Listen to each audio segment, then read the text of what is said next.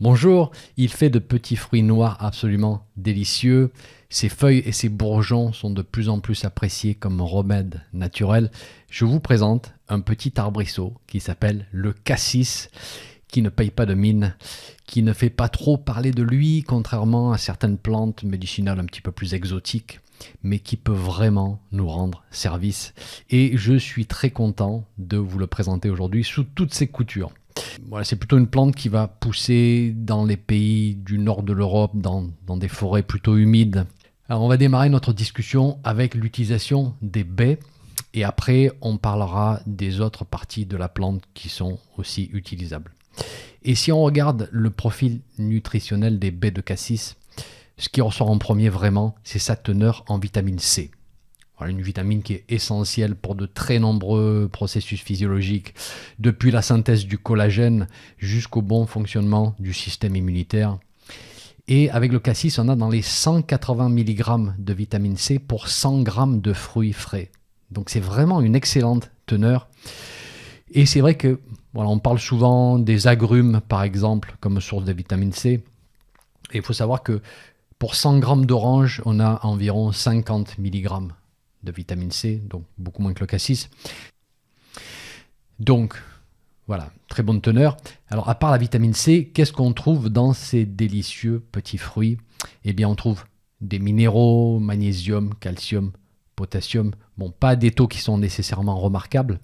Beaucoup plus intéressant, par contre, on trouve des flavonoïdes qu'on appelle des anthocyanes ou anthocyanosides. Ce sont des pigments naturels que l'on va retrouver dans certains fruits et légumes. Tout ce qui est de couleur rouge, orangé ou bleu, bleu foncé, bleu pourpre, vous pouvez être sûr qu'ils sont riches en anthocyanes. Alors à quoi servent ces constituants? Bon, d'abord, dans la plante, ils ont des rôles multiples, bien évidemment. Une plante ne va pas fabriquer des choses juste pour faire joli. Quoique, si ça attire les pollinisateurs, c'est un rôle des plus utiles.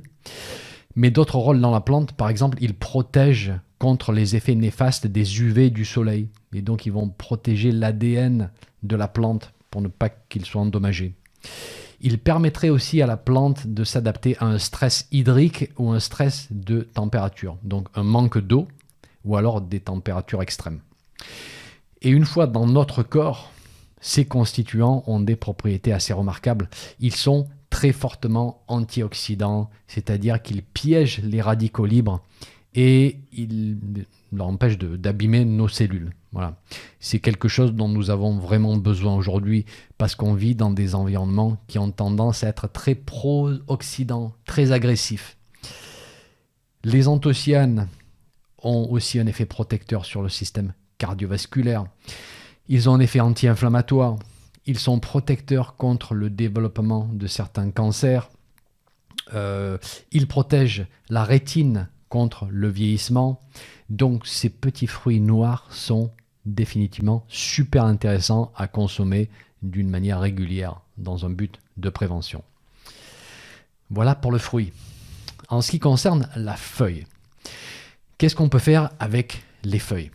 Alors si on regarde les vieux ouvrages, on s'aperçoit que l'utilisation de la feuille de cassis est documentée à partir des années 1500. Donc c'est assez vieux, mais elle était probablement utilisée avant, on n'a juste pas vraiment de traces écrites. Et une indication qui revient encore et encore dans la tradition, c'est pour la rétention d'urine. Donc une difficulté à évacuer les urines à cause d'une obstruction ou autre pathologie. Alors bien sûr, toujours obtenir le diagnostic d'un médecin, c'est important. Mais donc cette plante-là, la feuille de cassis, elle a une grande affinité pour la fonction rénale. Elle permet d'évacuer les urines avec un effet très diurétique, mais avec en particulier l'élimination de l'acide urique. Et qui dit élimination de l'acide urique, dit diminution de l'inflammation. Inflammation articulaire en particulier. Donc c'est une plante que vous allez retrouver dans les mélanges qui sont destinés à réduire l'inflammation de type arthrose ou polyarthrite rhumatoïde ou tendance à faire des crises de gouttes. Le docteur Leclerc, qui a été l'un des pères de la phytothérapie moderne en France, recommande le mélange feuille de cassis, sommité fleurie de reine des prés et feuilles de frêne. Excellent mélange. Voilà, une petite formulation de 3 plantes, toute simple et qui me paraît tellement élégante. Voilà.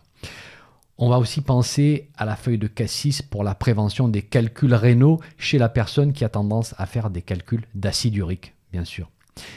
Mais même si ce sont des calculs de type oxalate de calcium, la stratégie principale en prévention, c'est toujours la même. C'est boire suffisamment et de stimuler un effet diurétique pendant la journée pour éviter une urine justement trop concentrée en substances qui peuvent se déposer, qui peuvent se cristalliser.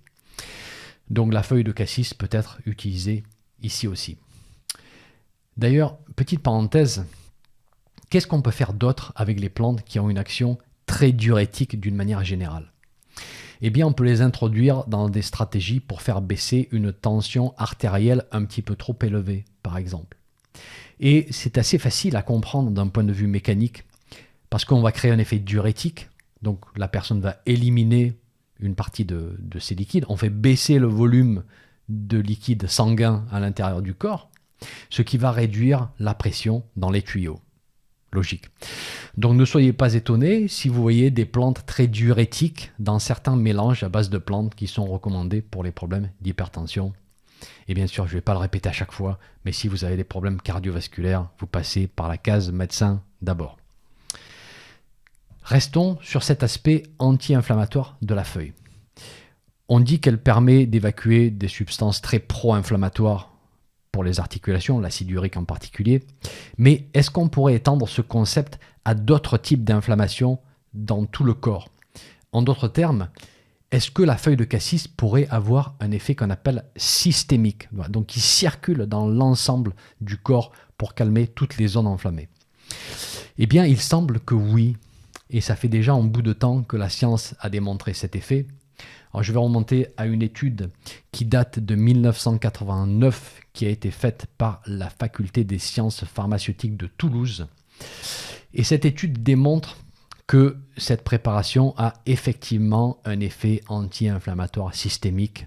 Et même, on démontre dans cette étude que c'est un effet similaire à l'indométacine. L'indométacine qui est un anti-inflammatoire non stéroïdien qui est utilisé pour calmer les inflammations articulaires, justement. Voilà.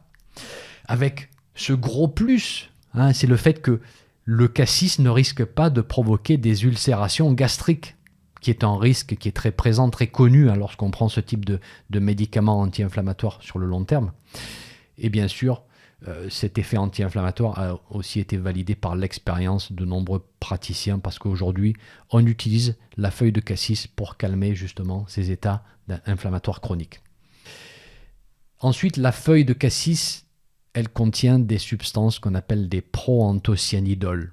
Et ces constituants-là vont renforcer le tissu vasculaire, ce qui va permettre une meilleure circulation veineuse et lymphatique. Et donc, on peut rajouter la feuille de cassis dans des mélanges pour soulager les problèmes de retour veineux. Et puis, d'une manière générale, la feuille est astringente. Voilà, ça fait un moment que je vous parle de cette propriété d'astringence basée sur sa richesse en tanins. Donc ça va tanner la peau, ça va tanner les muqueuses. À l'intérieur, ça va permettre de réduire l'inflammation des muqueuses, de calmer les diarrhées, de calmer les écoulements de certaines muqueuses enflammées. Et c'est à peu près tout pour la feuille, mais comme vous pouvez le voir, c'est déjà énorme. La feuille de cassis est devenue l'un de nos outils majeurs en herboristerie,